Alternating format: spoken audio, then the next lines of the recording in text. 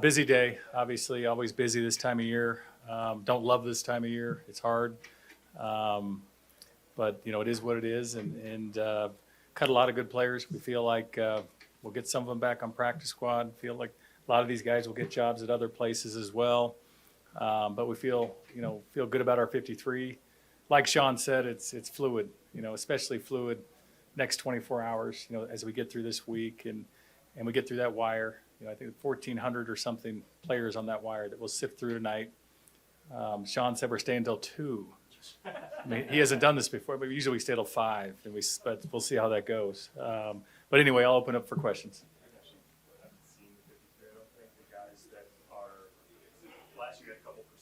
Yeah.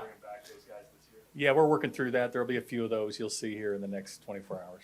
One thing we've seen from OTAs, you've had a chance to see Sean work with this roster, and obviously it's starting to build down a little bit. How comfortable are you in terms of your ability to evaluate these guys for Sean as well? I mean, with Sean and his coaching staff, it's easy to evaluate for them. It's easy for scouts because they have a vision, a clear vision on what they want at every position. And so from the day that Sean arrived, we talked about every position. Once he got the staff, we had the scouts. So we visit every day. Every day during training camp, we meet. We talk with the coaches. I think it's really important for our scouts to sit in coaches' meetings. If we don't know what they want, we can't build it. And we can't know, we don't know what to look for. And so it's really important. We're experts on everything. And Sean is so open, such a great communicator, as all the coaches. So it's pretty clear what we're looking for.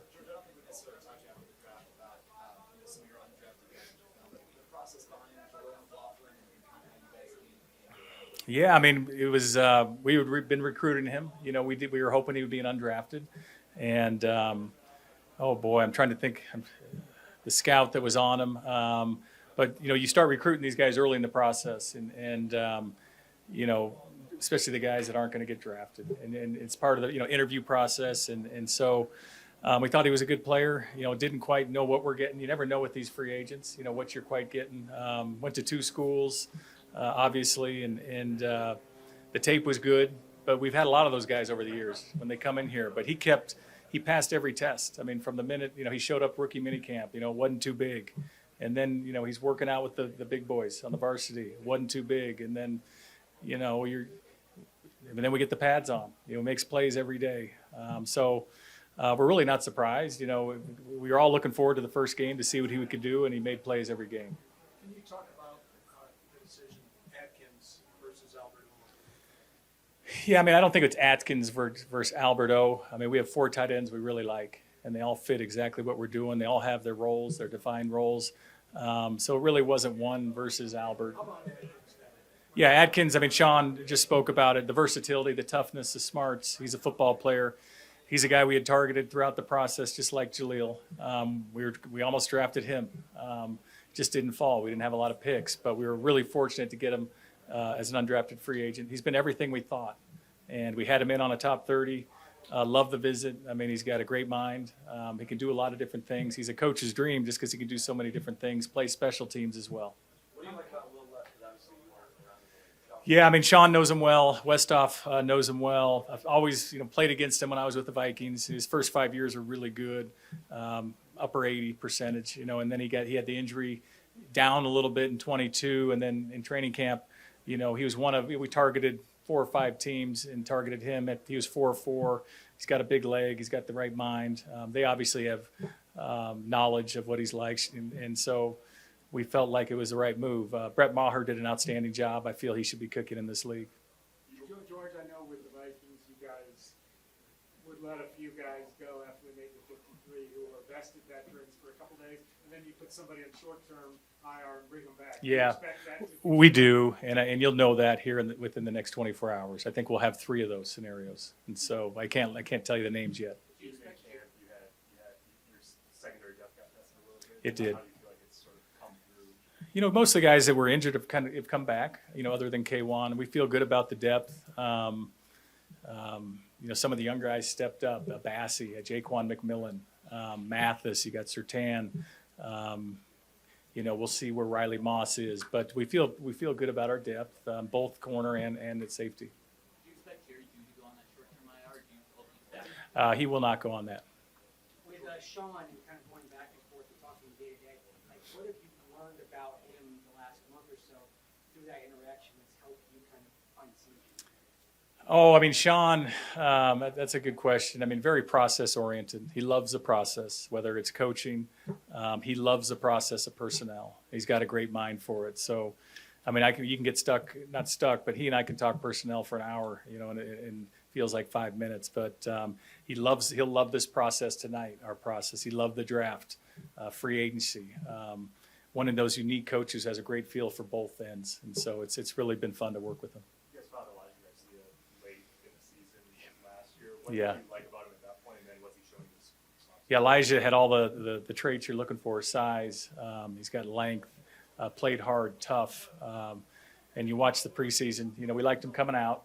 We thought he had traits, was just raw. And so you watch the preseason when he was with the Rams, and you saw those traits. Marcus knows, liked him. And so, obviously late in the season, especially when you're not winning, you're looking for future guys. And so give our pro scouts credit, AJ Durso and Patrick Walsh, Reed Burkhart, those guys, they identified him and it worked out. With Baron Browning, where's What's impressed you about those two guys here? Oh, just their, obviously they're both really talented, but their makeup. I mean, Marvin had had the issue with his soft tissue, and it never phased him. He just kept working. He kept working. Both these guys have tremendous makeup.